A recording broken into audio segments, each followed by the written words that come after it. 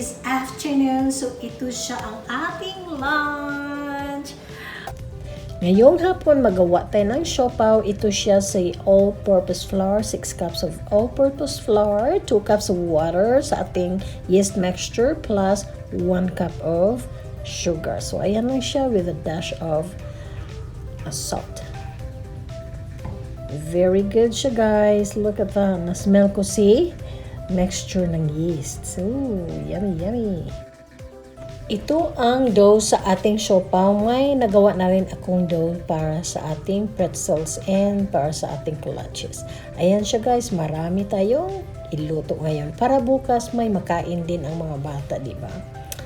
Okay. Ready na siya.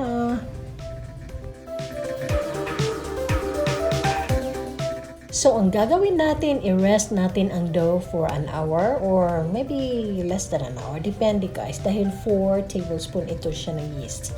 And make sure na ang bowl ninyo, guys, lagyan ninyo siya ng oil, okay? And then cover it with cling wrap or meron kayo dyang mga towel. I-cover siya and pag mag-double na ang size niya, ready na ang ating siopao.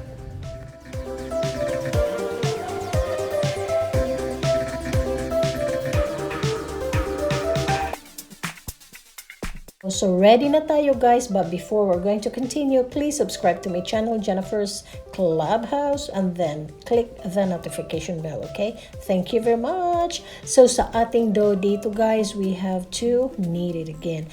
Pagkatapos siya mag-rise, i-knead natin and then i-mold natin siya para sa ating siopao. Ooh, I can smell the yeast, guys. So ayan siya. Mano. Ito siya oil ang nilagay ko dahil malagkit sa aking mga kamay. Sa matanda kong kamay, guys. And then you have to divide it. Ito sa akin, ano ko siya ng malaki para madali. Mga 150 grams ang i-measure ko dito. I-weigh ko dito is 150 grams para madali siya, guys. Otherwise, kung pakunti-kunti, oh my gosh, yung mga anak ko, kukuha lang naman ng tatlo. So, ito, ang tatlo mo, gagawin mo na lang na isa. O, diba? So, instead of weighing 50 gram, gagawin mo 150 para isa ng kuha nila. And madali rin sa akin, diba? So, ayan siya, 150 grams. Siguro makagawa tayo dito ng 10 or 8. Let's see kung ilan ang magawa natin.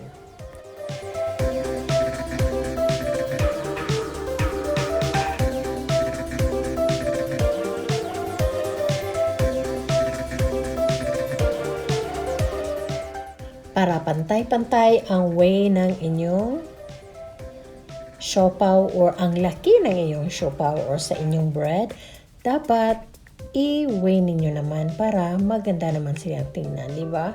So, ito siguro makagawa ako ng 10. Ang ginagawa natin dito is natin siya, guys. Pagandahin natin siya, guys. Yan, pagandahin and then lagyan ninyo ng paper sa puwet para hindi siya magdikit sa ating steamer. Oh, I'm so excited.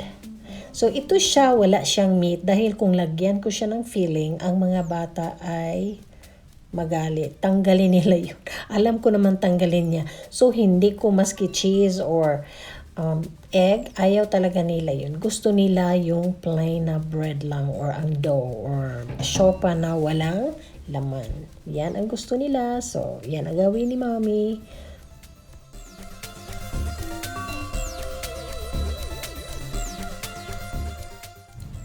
Ano bang masarap na palaman sa siopao?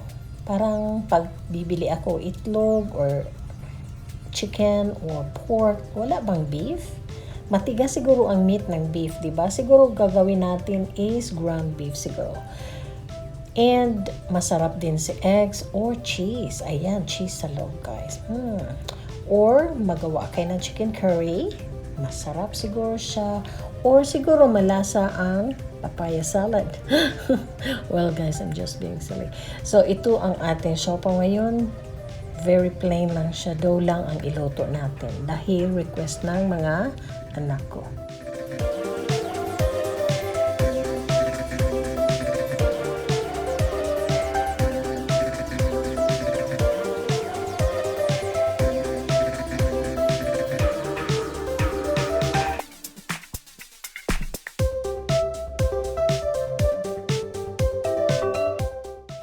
Tingnan natin anong mukha sa siopaw ni Mami. Luto na siya.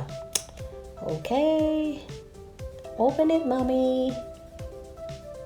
Oh, very interesting. Nakadafa.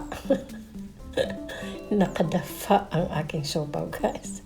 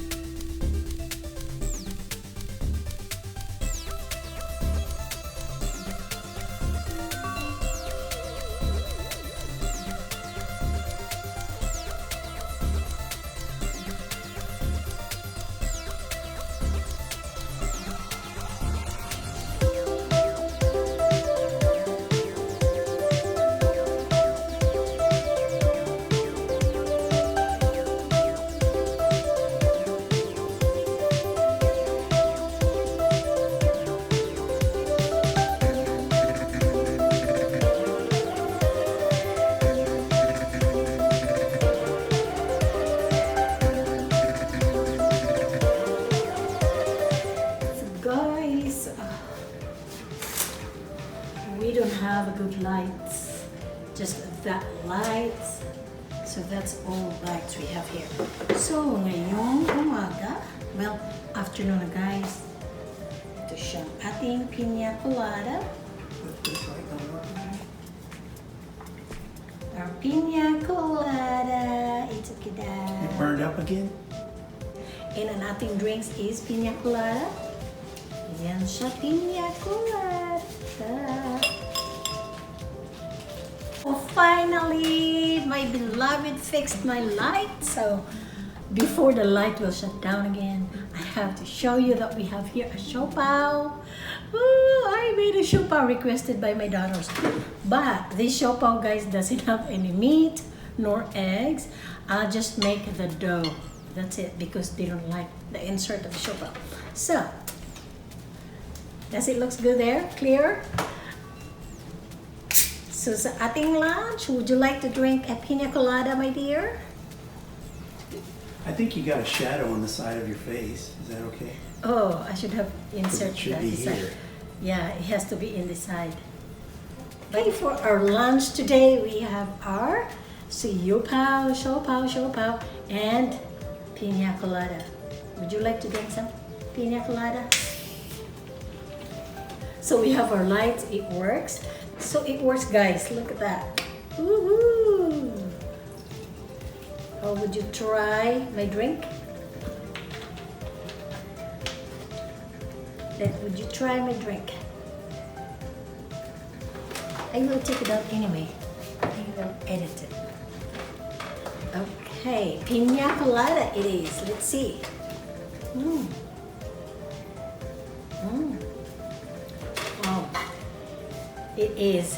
It is piña crushed pineapple. It's a crushed pineapple, guys. Plus your whatever drinks there, but we love it with fizzy water. So just add it. You have your piña colada drinks. I call it piña colada. Maybe that piña colada is with wine, but for me it's just fizzy water and pineapple and put some lemon color in it. So, cheers. Since this one is our lunch, look at that. How big is this? As big as my face. I make it big, guys. And then we have paper in the back. Ang ating light na sira na naman. So, I'll just edit it a little bit. Oh. So this siopao is really good. Ito ang gusto ng mga anak ko, siopao without meat. Yeah, ang Bangkok Marriott, guys.